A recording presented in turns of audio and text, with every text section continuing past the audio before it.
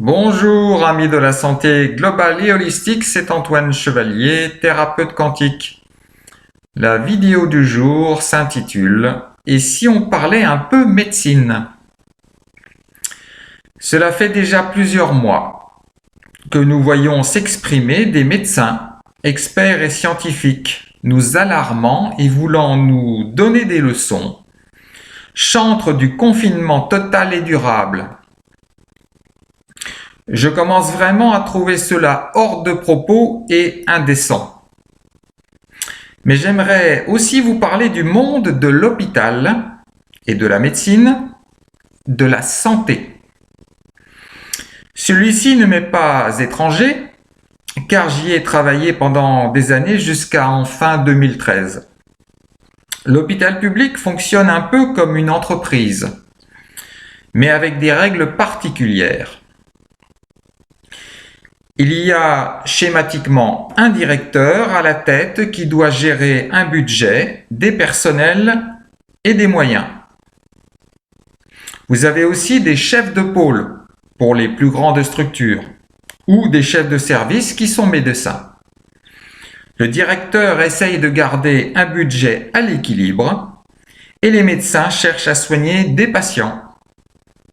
Les deux logiques n'allant pas toujours dans la même direction.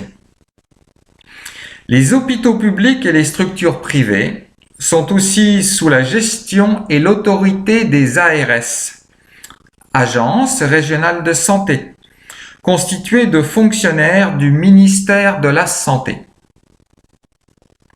Or, ces différentes structures de soins sont aussi en concurrence les unes avec les autres.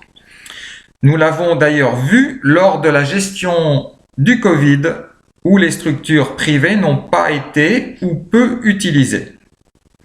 Concurrence que l'on retrouve de fait dans l'hôpital entre les différents chefs de service qui souhaitent avoir plus de personnel, plus de lits, plus de moyens.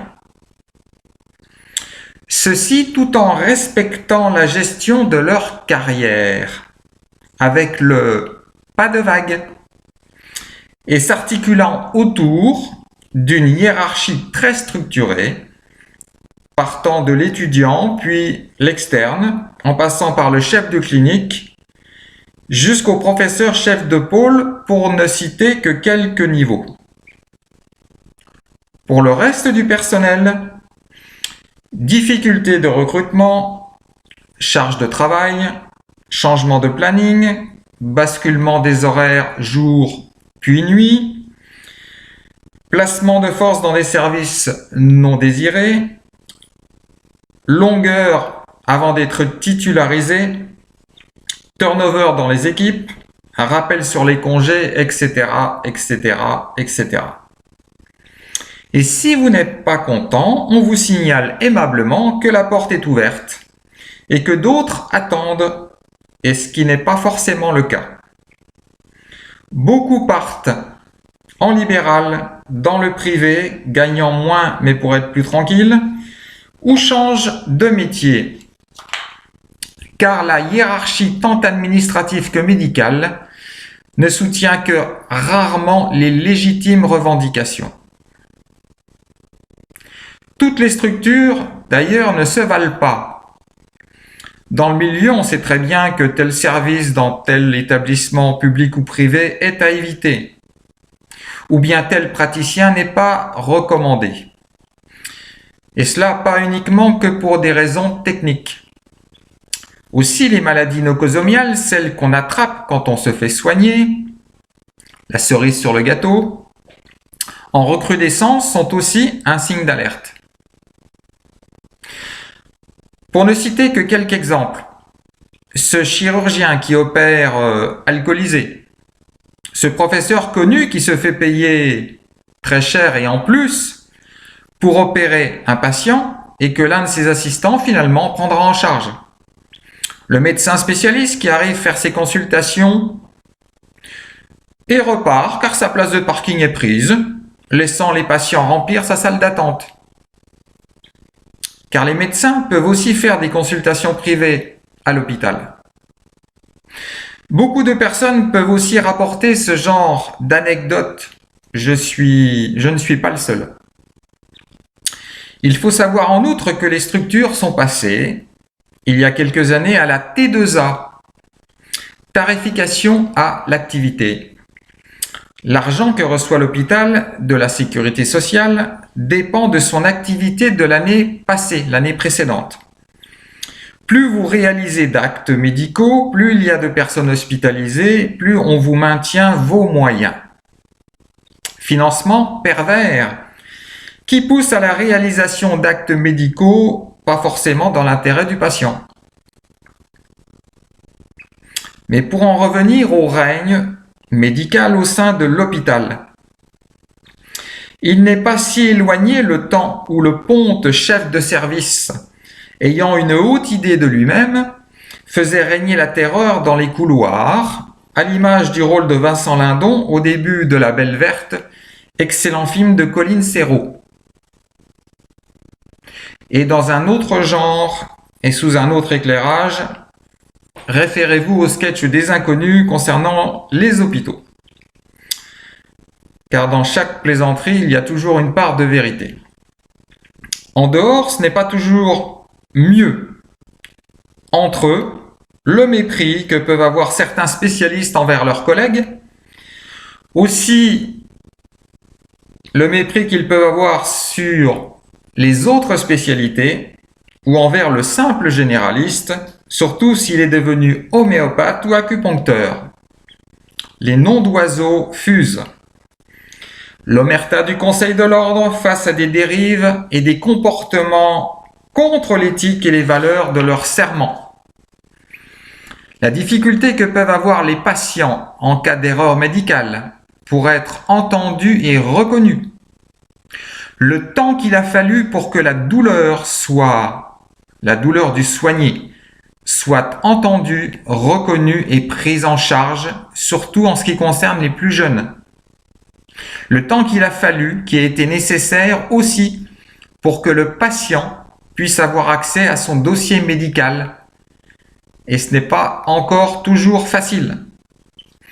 Les conflits d'intérêts dans la formation continue du monde médical, les congrès cocotiers et symposiums organisés et financés par les laboratoires pharmaceutiques, leurs visiteurs médicaux qui passent régulièrement informer les praticiens des nouveautés,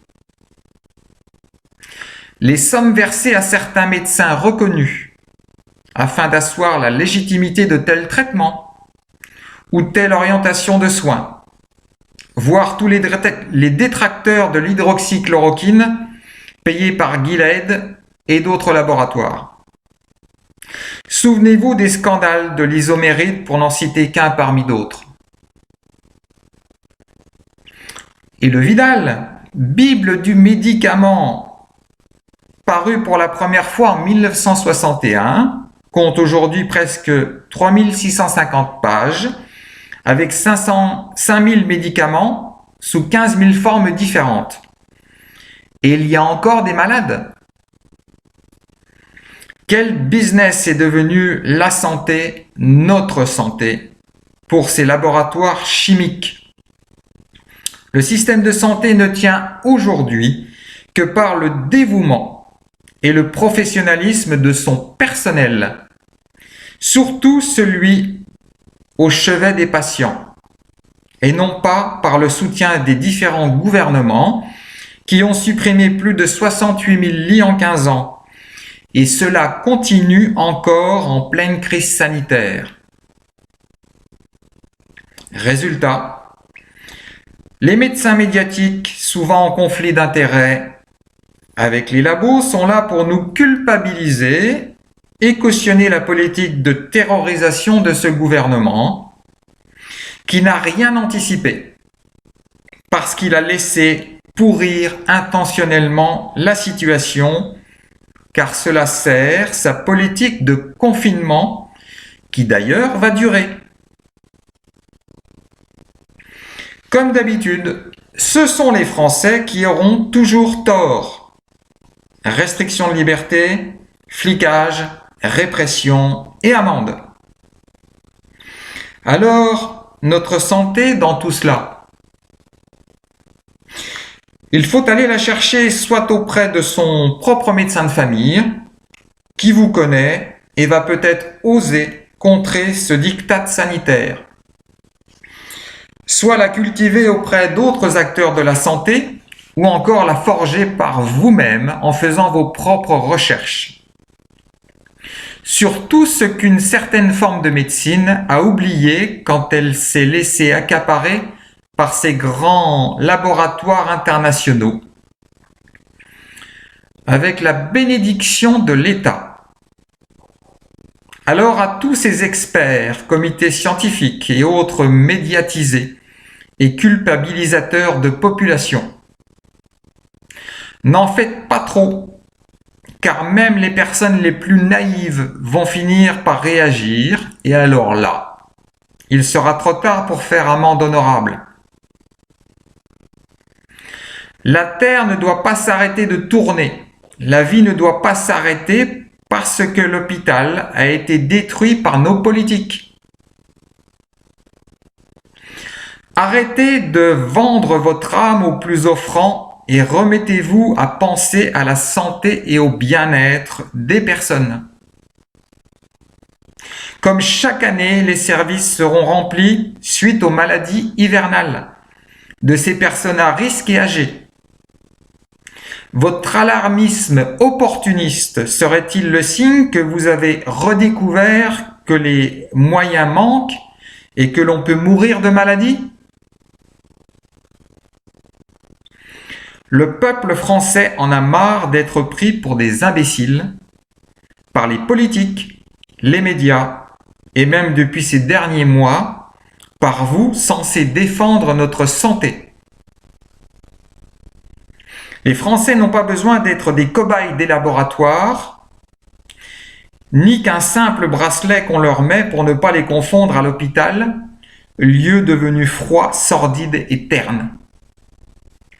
Rappelez-vous de la définition de la santé de l'OMS et arrêtez avec cette hystérie au sujet de ce virus qui ne fait que le jeu de Big Pharma avec leurs vaccins et celui de nos politiques mondialistes.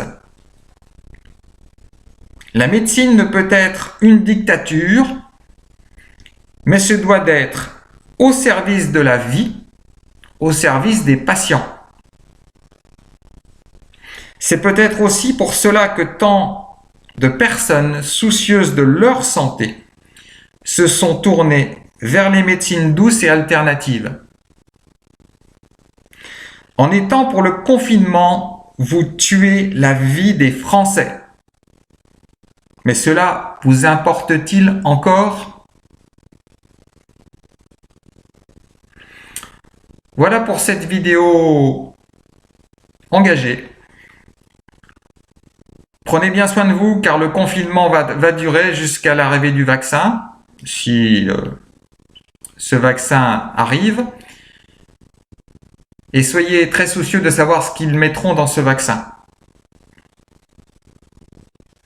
La vie, la liberté ne doivent pas être sacrifiées pour ce petit virus que l'on aurait pu gérer autrement. Namasté à tous!